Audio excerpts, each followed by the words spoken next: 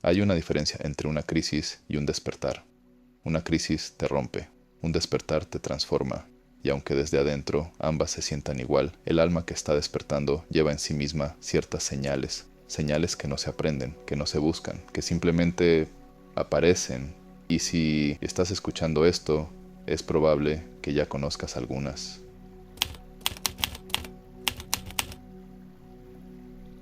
La primera señal. Sientes que ya no encajas donde antes encajabas. No es rebeldía, no es ingratitud, es que algo en ti creció y los espacios que antes te contenían ya se sienten pequeños. El trabajo que hacías, sin cuestionarlo, ahora te pesa de una manera que no puedes ignorar. Las conversaciones que antes te entretenían, ahora te vacían. Los lugares que frecuentabas ya no te dicen nada. No es que el mundo cambió, eres tú quien cambió, y eso es la primera señal. La segunda señal, necesitas más silencio. El ruido que antes tolerabas, las noticias, las redes, el ruido constante del mundo moderno, ahora te cansa de una manera diferente, más profunda, y en cambio, el silencio. Ese silencio que antes te incomodaba, que antes llenabas con música, con pantallas, con conversaciones, ahora lo buscas, porque en el silencio empiezas a escuchar algo que siempre estuvo ahí, pero que el ruido no te dejaba oír. Tu propia voz, la voz que sabe. La tercera señal, las coincidencias se multiplican. Piensas en alguien y esa persona aparece. Necesitas una respuesta y el libro correcto cae en tus manos. Una canción suena en el momento exacto en que la necesitabas. El mundo racional tiene un nombre para esto, coincidencia. Pero tú ya no puedes llamarlo así, porque son demasiadas, demasiado precisas, demasiado oportunas. Carl Jung las llamó sincronicidades. El lenguaje del universo comunicándose con quienes están suficientemente despiertos para escuchar. La cuarta señal. Sientes una compasión que antes no conocías. El sufrimiento ajeno ya no te es indiferente, no de manera sentimental o superficial, sino de una manera que llega al hueso. Ves a un extraño en dificultades y algo en ti se mueve. Escuchas de injusticias en el mundo y ya no puedes simplemente cambiar el canal. Esto no es debilidad, es que tu corazón se está abriendo.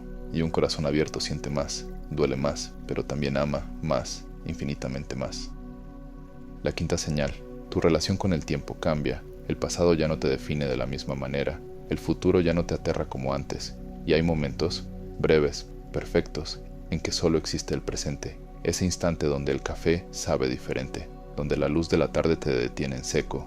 Donde una conversación simple se vuelve sagrada. Los maestros Zen llevan siglos intentando enseñar esto. El despertar te lo regala sin pedirlo. La sexta señal. Empiezas a cuestionar todo lo que creías saber, no desde la duda ansiosa, sino desde una curiosidad genuina y profunda. ¿Por qué creo lo que creo? ¿Quién me enseñó a ver el mundo así? ¿Qué partes de mí son realmente mías? ¿Y qué partes son solo lo que me dijeron que debía ser? Esas preguntas no tienen respuestas rápidas, y el alma que despierta ya no busca respuestas rápidas, busca verdades, aunque tarden, aunque duelan. Y la séptima señal, la más sutil, la más poderosa, en medio de todo el caos del despertar hay un lugar en ti que permanece en calma. No siempre lo encuentras, no siempre puedes acceder a él, pero sabes que está ahí, un silencio dentro del ruido, una paz dentro de la tormenta, un testigo que observa todo sin ser arrastrado por nada. Eso no lo fabricaste, eso no lo aprendiste, siempre estuvo ahí, y el hecho de que ahora puedas percibirlo es quizás la señal más clara de todas. Estás despertando.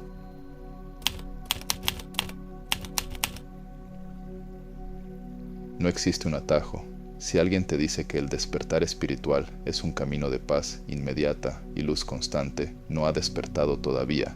El despertar es real, y precisamente porque es real, tiene peso, tiene fricción, tiene momentos en que querrás dar marcha atrás. Pero hay formas de caminar este sendero con más gracia, con menos resistencia, con la sabiduría de quienes lo han recorrido antes. Lo primero es aprender a soltar el control. La mente humana tiene una necesidad profunda de saber qué viene después, de tener un plan, de poder predecir y prepararse. Pero el despertar no se puede planear, no tiene calendario, no respeta tus expectativas. Y la resistencia más grande que encontrarás en este camino no vendrá de afuera, vendrá de esa parte de ti que insiste en controlar lo que no puede controlarse. Soltar el control no significa rendirse, significa confiar. Confiar en que el proceso sabe a dónde va, aunque tú todavía no puedas verlo. como el río que no sabe dónde está el mar, pero fluye hacia él de todas formas.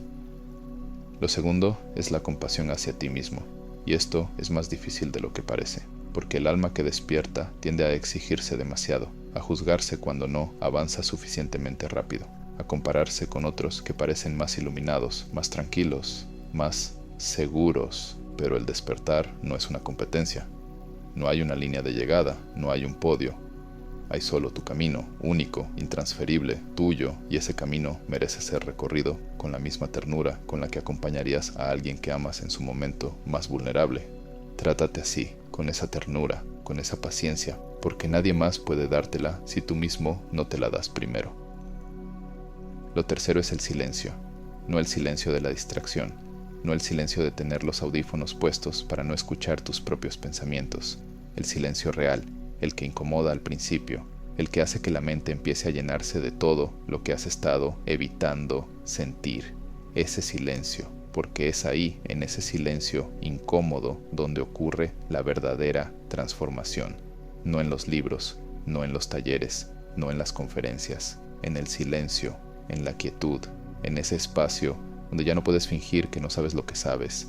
5 minutos al día, sin teléfono, sin música, sin nada, solo tú y lo que eres. Empieza ahí, el resto llegará solo. Lo cuarto es permitir el duelo, y este es quizás el paso más olvidado en todos los libros de espiritualidad, porque cuando algo termina, una relación, una identidad, una creencia, una etapa, hay una pérdida real, y esa pérdida merece ser llorada, no ignorada, no acelerada, no disfrazada de ya lo superé o todo pasa por algo, llorada. El duelo no es debilidad espiritual, es honestidad, es el alma reconociendo que algo importó, que algo fue real, que merece ser honrado antes de ser soltado. Llora lo que se va, agradece lo que fue y después suelta, no porque ya no duela, sino porque sabes que lo que viene no puede entrar mientras sigues aferrado a lo que fue. Y lo quinto, lo más contraintuitivo de todo, es buscar comunidad.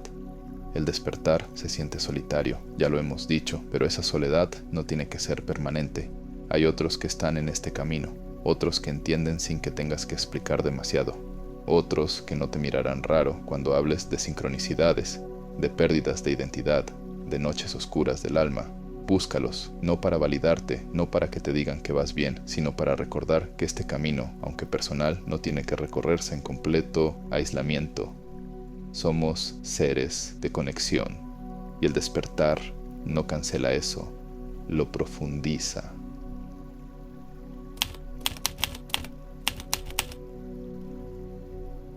Y entonces llegamos a la pregunta que tal vez llevas todo este tiempo esperando. ¿Vale la pena? ¿Vale la pena el dolor? ¿Vale la pena las pérdidas? ¿Vale la pena la noche oscura, la soledad, el vértigo, el duelo? Y la respuesta es que no hay palabras suficientes para decirte que sí. Al otro lado del despertar no hay una versión perfecta de ti. No hay iluminación permanente, no hay una vida sin problemas. El mundo seguirá siendo el mundo. Las dificultades seguirán existiendo. Los días difíciles no desaparecen. Pero tú ya no eres el mismo que los enfrenta. Porque lo que cambia en el despertar no son las circunstancias, es el que las vive. Lo que hay al otro lado es una libertad que no depende de nada externo, no de cuánto dinero tienes, no de si alguien te ama o no te ama, no de si el mundo te reconoce o te ignora. Una libertad que viene de adentro, que nadie te dio y que por lo tanto nadie te puede quitar. La libertad de ser exactamente lo que eres sin necesitar el permiso de nadie. Sin necesitar que el mundo lo entienda, sin necesitar explicarte, solo ser completamente, sin disculpas. Lo que hay al otro lado es una paz que no necesita condiciones. La mente ordinaria busca paz cuando todo esté resuelto, cuando el trabajo mejore, cuando la relación mejore, cuando el cuerpo sane, cuando finalmente llegue ese momento perfecto. Pero ese momento no llega nunca, porque siempre hay algo más que resolver, siempre hay una nueva condición. La paz del despertar es diferente, existe ahora, en medio del caos, en medio de lo incompleto, en medio de lo que todavía duele. No porque todo esté bien, sino porque tú estás bien incluso cuando todo no lo está. Esa distinción lo cambia todo. Lo que hay al otro lado es un amor que ya no mendiga. Antes del despertar, el amor era algo que buscabas afuera, en las relaciones, en la aprobación, en el reconocimiento, en la mirada de otros que te dijera que eras suficiente. Después del despertar, descubres que eso que buscabas afuera siempre estuvo adentro. No como concepto, no como filosofía, como experiencia real, palpable, viva. Y cuando lo encuentras ahí, en tu propio interior, las relaciones cambian. Ya no las usas para llenarte, las usas para compartir lo que ya tienes. Y esa diferencia es la diferencia entre el hambre y la abundancia. Y lo que hay al otro lado, quizás lo más difícil de describir, es el reencuentro contigo mismo, con el tú que existía antes de las heridas, antes de las decepciones, antes de que el mundo te enseñara a hacerte pequeño para caber en sus moldes. Ese tú nunca se fue, solo esperó con una paciencia infinita, detrás de todas las máscaras, detrás de todos los miedos, detrás de todas las historias que te contaste sobre quién eras.